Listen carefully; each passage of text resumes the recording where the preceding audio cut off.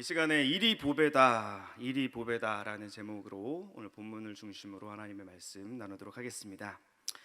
이 시간 여러분에게 하나님의 은혜와 평강이 함께 하시기를 간절히 소망합니다.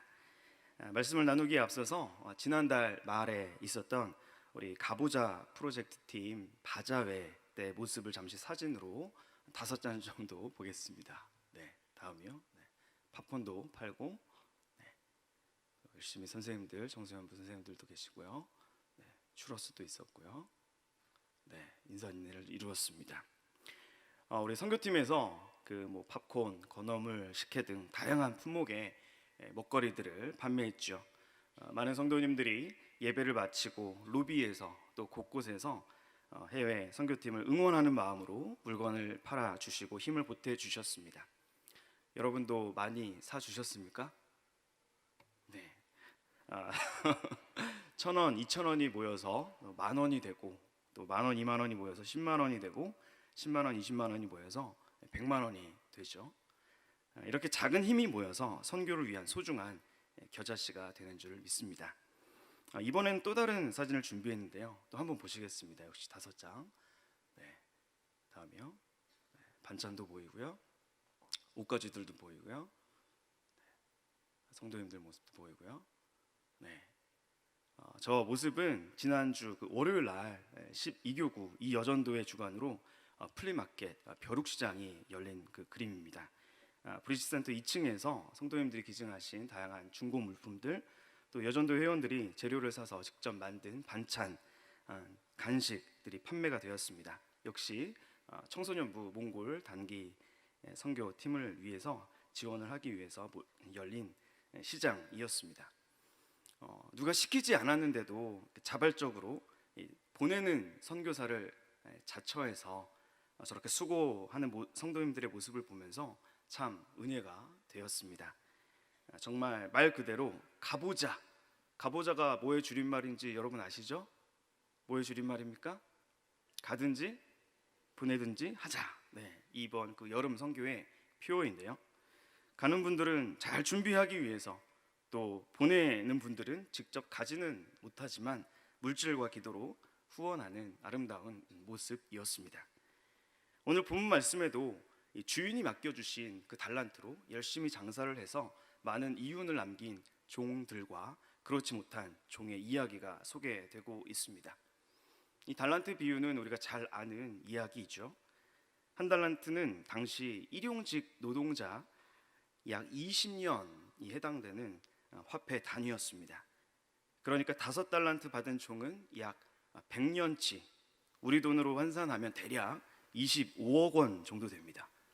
2달란트는 10억, 또 1달란트는 5억 정도 되는 금액이죠. 결코 적은 금액이 아니었습니다.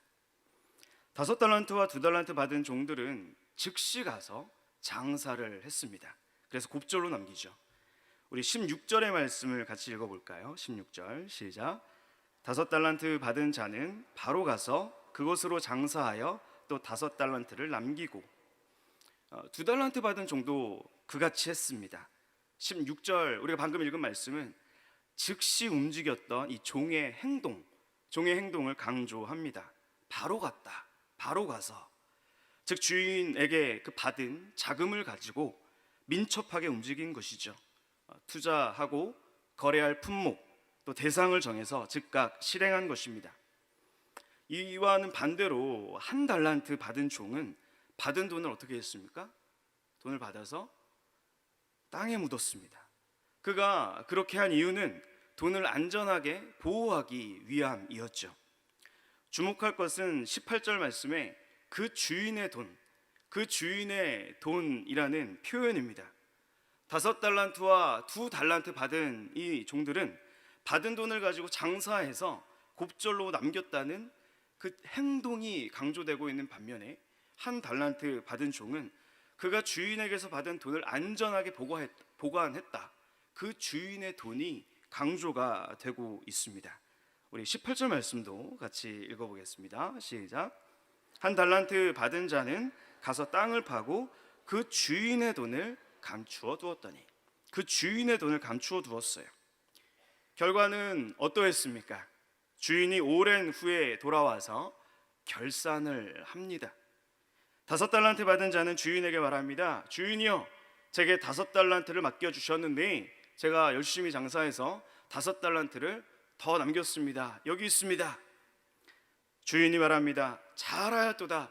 착하고 충성된 종아, 네가 적은 일에 충성하였음에 내가 더 많은 일을 너에게 맡기겠다. 너는 나의 즐거움에 참여할지어다. 2달란트 받은 종도 동일하게 말했고 같은 칭찬을 주인에게서 받았습니다. 문제는 1달란트 받은 종의 차례였습니다. 1달란트를 그대로 가져와서 그는 이렇게 말했습니다.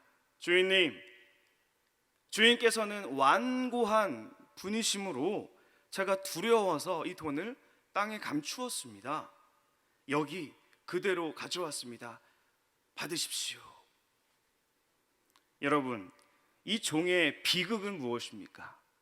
이 종의 비극은 주인에 대한 두려움이 너무 커서 그의 마음이 마비가 된 것입니다. 그런 그에게 주인이 이렇게 말을 하죠. 26절, 27절의 말씀 읽어보겠습니다. 시작. 그 주인이 대답하여 이르되 악하고 게으른 종아, 나는 심지 않은 데서 거두고 해치지 않은 데서 모으는 줄로 네가 알았느냐? 그러면 네가 마땅히 내 돈을 추리하는 자들에게나 맡겼다가 내가 돌아와서 내 원금과 이자를 받게 하였을 것이니라 하고.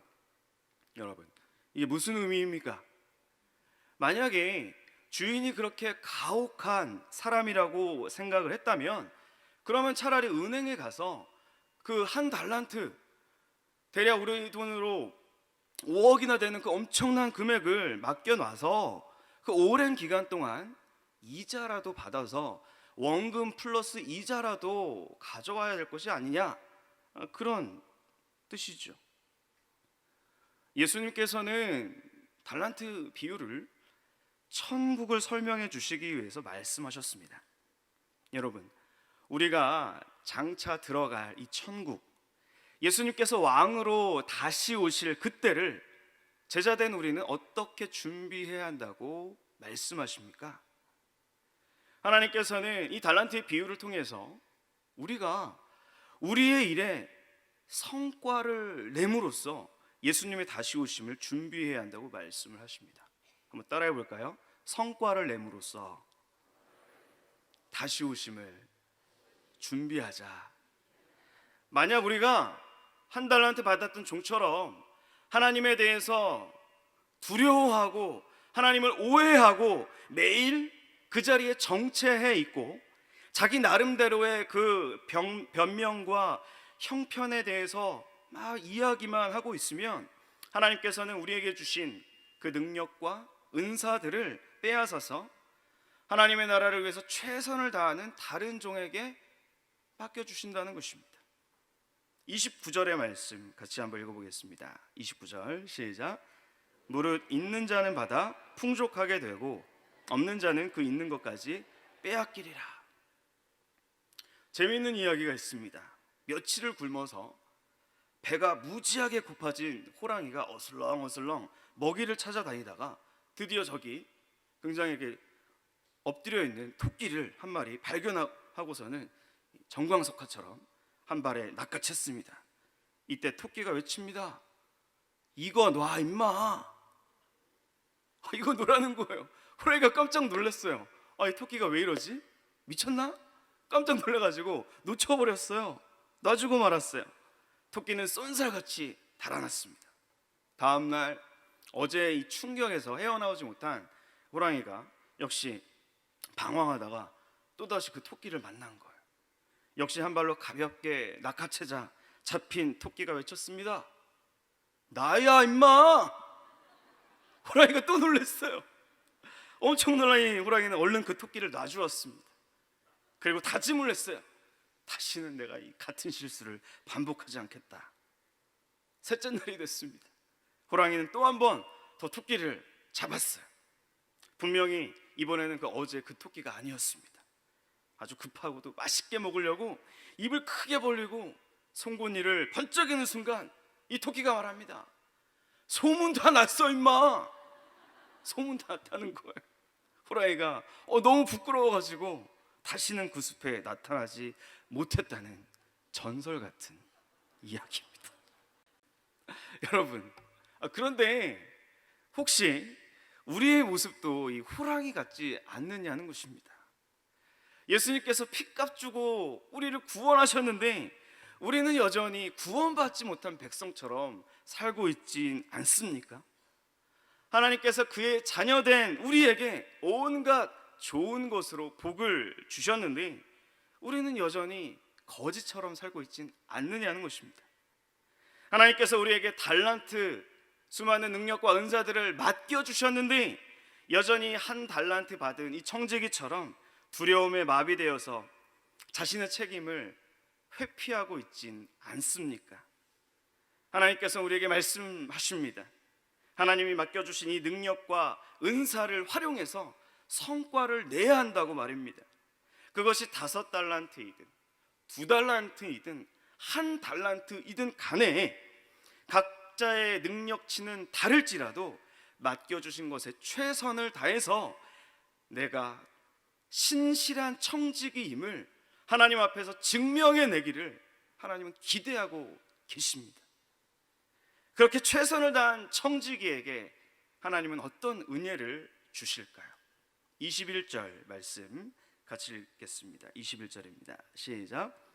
그 주인이 이르되 잘하였도다 착하고 충성된 종아, 네가 적은 일에 충성하였음에 내가 많은 것을 내게 맡기리니 네 주인의 즐거움에 참여할지어다 하고. 여러분 한번 생각해 보십시오. 일반적으로 성과를 낸 직원에게 포상으로 보너스를 주든지 아니면 휴가를 보내주는 게 정상입니다.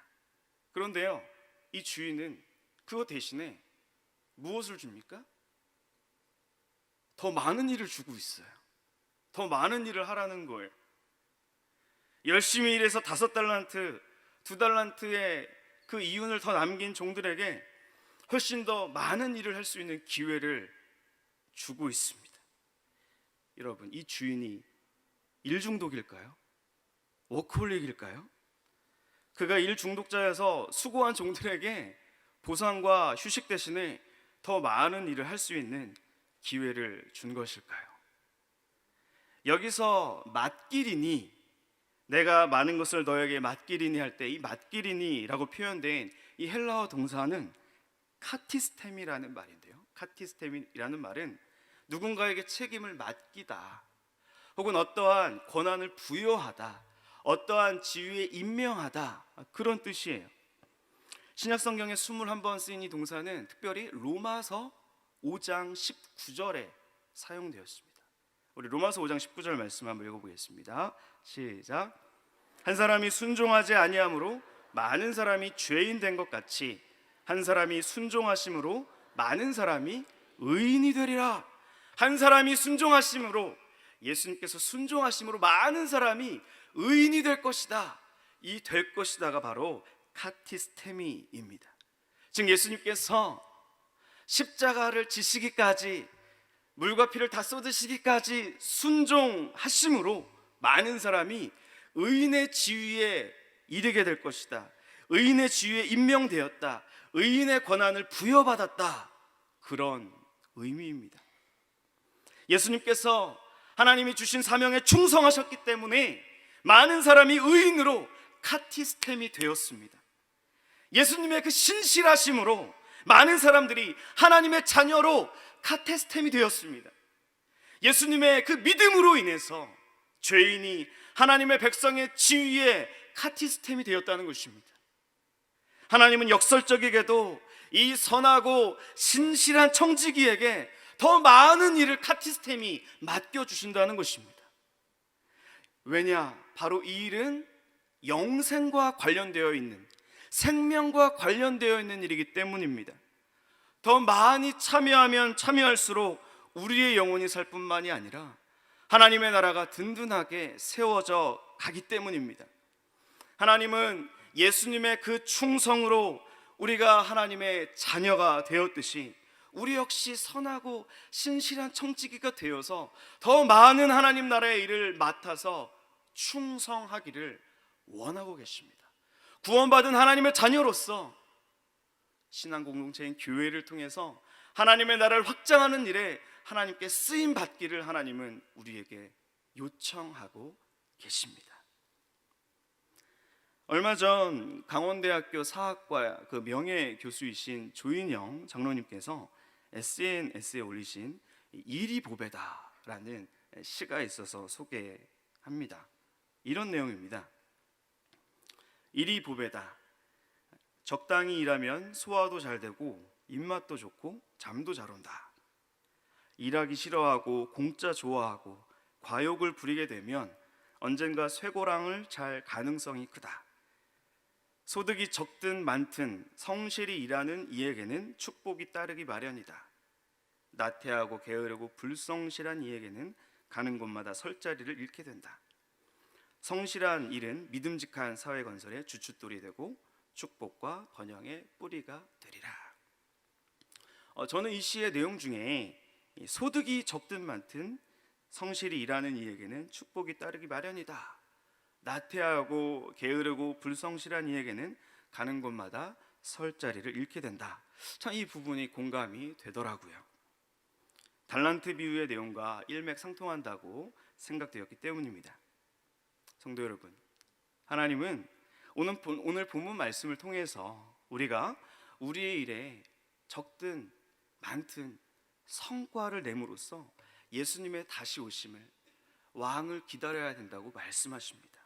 그리고 그 일의 성과를 낸 청지기들에게 더 많은 일을 할 수 있는 기회를 주심으로써 하나님 나라의 동역자로 우리를 불러주십니다. 하나님은 그의 나라 확장을 위해서 충성하는 그 청지기에게 더 많은 일을 맡기세요. 돌이켜보면 제가 지금까지 걸어왔던 삶도 그랬던 것 같습니다. 2010년, 11년도에 서울의 한 고등학교 교목으로 사역을 했던 적이 있었는데요. 700명 정도 되는 학생들을 대상으로 다양한 사역을 했습니다.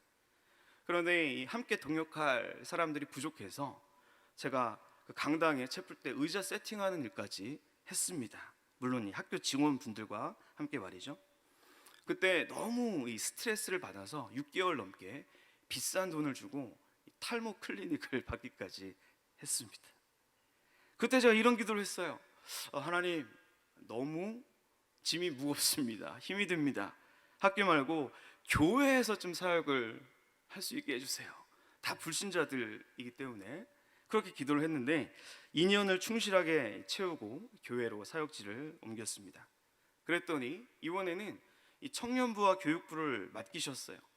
그래서 침체돼 있던 청년부를 다시 살리는 이 사역이 어찌나 힘들든지 학교 사역보다 배나 더 힘이 들었습니다. 그래도 주님께서는 이 5년이라는 긴 시간을 견디면서 공동체를 세우는 일에 사용해 주셨죠.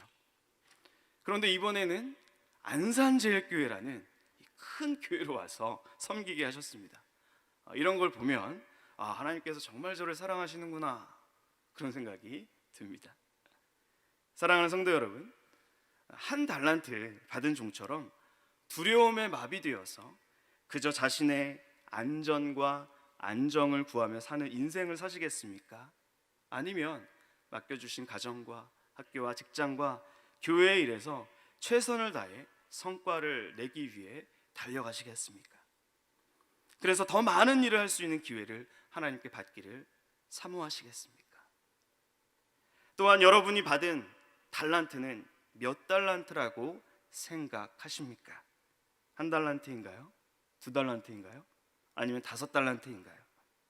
혹은 내가 몇 달란트를 받았는지도 모르는 성도님들이 혹시 계십니까? 내가 5달란트를 위임받았는데 하나나 2달란트 받은 줄 착각을 하고 딱 그만큼만 살고 계시지는 않습니까? 어떤 분은 1달란트라도 하나님 앞에서 신실하고 행복하게 자신의 영향력을 발휘하면서 5달란트 이상의 성과를 내며 사는 분들도 있습니다. 하나님의 관점에서는 몇 달란트인가가 중요한 것이 아닙니다. 하나님이 주신 은혜와 하나님이 맡기신 능력과 하나님이 허락하신 그 은사, 하나님이 위임하신 달란트를 가지고 매 순간, 매일, 매주, 매달, 매년 충성하고 최선의 결과를 이끌어내며 그 과정을 즐기고 행복하게 우리가 살기를 원하십니다. 두려움이 아닙니다. 하나님을 왜곡해서 보지 않기를 바랍니다. 내 달란트를 내 시선과 세계관으로 왜곡해서 바라보지 않기를 바랍니다. 나도 발견하지 못한 달란트가 더 있을 수 있습니다. 그것을 알게 하시는 분은 성령님이십니다. 바라기는 성령님께 매 순간 순복하고 성령님의 인도하심을 받아 선하고 신실한 청지기가 되시기를 축복합니다. 그리하여 생명을 살리는 삶, 하나님의 나라를 드러내는 멋지고 복된 삶을 사시는 저와 여러분 되시기를 간절히 소망합니다. 하나님께서는 우리가 위임받은 달란트로 최선을 다해서 신실한 청지기임을 증명해내라 말씀하십니다. 그것이 천국을 기다리며 살아가는 성도의 모습이라고 말씀하십니다. 함께 기도하겠습니다. 주님, 선하고 신실한 청지기가 되어서 예수님처럼 생명을 낳고 살리는 귀한 일에 우리 모두가 쓰임받게 하옵소서. 예수 그리스도의 이름으로 기도합니다. 아멘.